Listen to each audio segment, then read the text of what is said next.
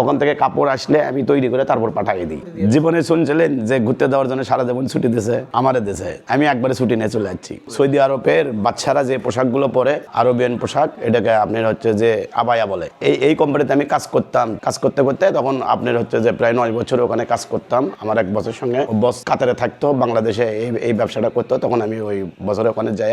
মূলত আমি আগে দর্জি কাজ করতাম। দর্জি কাজ করতে করতে তখন আমার একটা অপারেশন হয়, বার করে দিয়েছিলাম। আমরা 10-12 জন এক জায়গায় ঘুরতে গেছিলাম। ওই জন্য তো আমাকে বলছে তুমি ঘুরতে গেছো ওখানে, আমাকে বলে গেছিলা। আমি বললাম যে না, তাহলে তুমি হচ্ছে যে ছুটিতে যাও। তখন আমি যখন ছুটি দিয়েছে তখন আমি একবারে ছুটি নিয়ে চলে যাচ্ছি। ঢাকা শহরে করতাম, বগুড়াতে করতাম, তারপর সিলেট, চিটাগাং, বিভিন্ন জায়গায় আমি দর্জি কাজ করতাম। আমি প্যান্টের কারিগর ছিলাম। একজনের পেটের আমার অপারেশন ছিল, তারপরে আমি ওখান থেকে চলে যাচ্ছি। চলে আসার পরে তখন বেশ কয়েকদিন 3 মাস পর আমি হচ্ছে রেস্ট নিয়ে তখন সিএনজি চালাই। সিএনজি চালাতে চালাতে ওই আমার এক পাশের গ্রামের একটা বড় ভাই ছিল, কাতারে থাকতো। ওই আবায়ার কোম্পানি ছিল ওনার, উনি তখন ওখানকার সেলম্যান ছিল কাতারে। ওই সিএনজি করে নিয়ে যেতাম, ফোন টোন দিত যে কই আসো, ভালো কি মন্দ, ঠিক আছে আমাকে নিয়ে যাওয়া লাগবি। উনি আসে ঘুরতে ফিরতো। তখন আমি যখন দেখি ওই ওনার কোম্পানি এটা, ওই লোকটা আমাকে পছন্দ করছে। কথাবার্তা চলাফেরাই ঘুরতে ঘুরতে ওনার সঙ্গে ভালো একটা সম্পর্ক ছিল। তখন আমি তখন ওনাকে বলছিলাম এই কাজটা আমরাও পারবো, ঠিক আছে? এতে তুমি পারবা? আমি বললাম হ্যাঁ পারবো আমরা, সমস্যা নাই, তো আপনি শুধু আমাকে দেখাই দিন, আমরা করবো। তো বলছে ঠিক আছে, তাহলে হচ্ছে যে ছেলে পেলে ব্যবস্থা করো। সর্বপ্রথম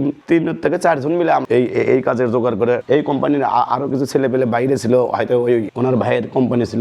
তো ওই জায়গাতে বাদ দিয়ে বাসায় বসেছিল। তখন ওই 2-3 জনকে দিয়ে তখন আমি কোম্পানি খুলি। এটা 2-3 জন কাজ পাইতো তর্ক ওনাদেরকে নিয়ে এসে প্রায় আমরা 1 বছর ধরে মনে করেন যে কাজ করি, টুকটাক করে একটু হালকা করে। নতুন কারিগর 1 বছরের ভিতরে আমরা কারিগর প্রায় 50 জন 60 জন তৈরি করছি ওখানে। যে 3 জন কাজ করতে ওদেরকে শিখাইছি। আমার হাতে আরো ছেলে পেলে আসলো, যে 3 জন, ওরাও করতো, জানতো। নতুন গুলো যেগুলো বেকার ছেলে পেলে থাকতো, এদেরকে নিয়ে যায় ওই মূলত কাজটা শিখাইছি। এগুলো শিখাইতে ম্যাক্সিমাম আপনার 1 মাস লাগে। এই কাজ তো সম্পূর্ণ হাতের কাজ, তো 1 মাস লাগে। একটা আবাই তৈরি করতে 7 জন লাগে, সব সম্পূর্ণ হাতের কাজ, মেশিন টিশিন নেই, সম্পূর্ণ হাতের কাজ। হাতের কাজে সময় লাগে। ওদের একটা আছে মনে করেন যে হেলার কাজ একটা আছে সর্বপ্রথম, তারপরে আছে মনে করেন যে তুপকের চিপ করে বলা হয় ওটা একটা, তারপরে বুরুজ হয়, তারপরে আপনার হচ্ছে যে মাকসার হয়, তারপরে যে আপনার হচ্ছে যে বর্দাগ হয়, তারপর সেলালা করা লাগে। একটা হেলার কাজ আছে একদিনে একটা করতে পারে, তারপরের যে ধাপ আছে আপনার হচ্ছে তুপকার চিপ, এটা আপনার হচ্ছে যে 2 দিন লাগে। যেটা বুরুজের কাজ, এটা আপনার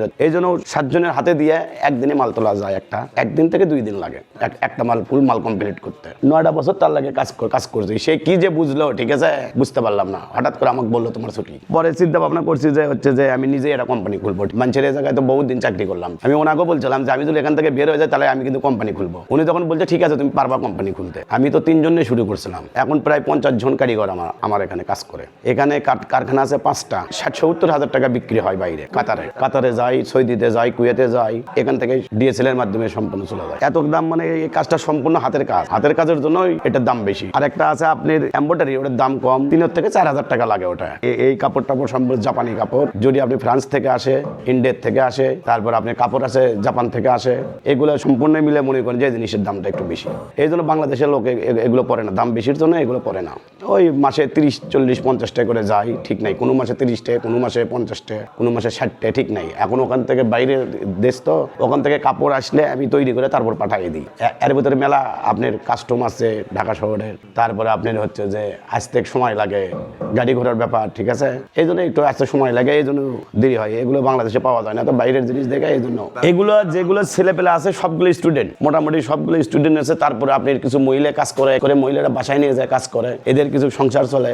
আগে হয়তো কাজ করে পাচ্ছাম হয়তো মাসে 20-30 হাজার টাকা, এখন 50-60 হাজার টাকা থাকে মাসে। আমার আলহামদুলিল্লাহ 50-60 হাজার টাকা থাকে ইনশাল্লাহ। বাংলাদেশের যেগুলো হাজি আছে এরা তো সৌদি আরবে, কাতারে যায় এগুলো পোশাক নিয়ে আসে, ইমাম টিমাম আছে, কিন্তু সেগুলো দেখি দাম কম। তারপরে এমব্রয়ডারি, ঠিক আছে, এগুলো জিনিস ভালো না। আমি চিন্তা ভাবনা করছি বাংলাদেশের আমি হাতের কাজেরই কিছু কম দামে, কম রেটে আমি বাংলাদেশে হাজিকে ইমাম সাহেবরা আছে, এরা যাতে আমার প্রোডাক্ট যাতে পড়তে পারে, বাইরে থেকে কোনো পোশাক নিয়ে আসতে হবে না। আসলে এই কালারটা হয় আপনার 4 প্রকার। প্রথমে একটা হলো আপনার সাদা হোয়াইট, কাপড়টা আরবি ভাষায় বলে মনে করেন আজগর কালার, আর একটা বলে কালো, আর একটা উদি কালার আছে। কাপড়টার নাম হলো আপনার বাংলাদেশি ভাষায় তো আবায়া বলেই আমরা বাঙালিরা চিনি। মিডল ইস্টের যে আপনার দেশগুলো নিয়ে আপনার এই কাপড়টার নাম হলো বেস্ট।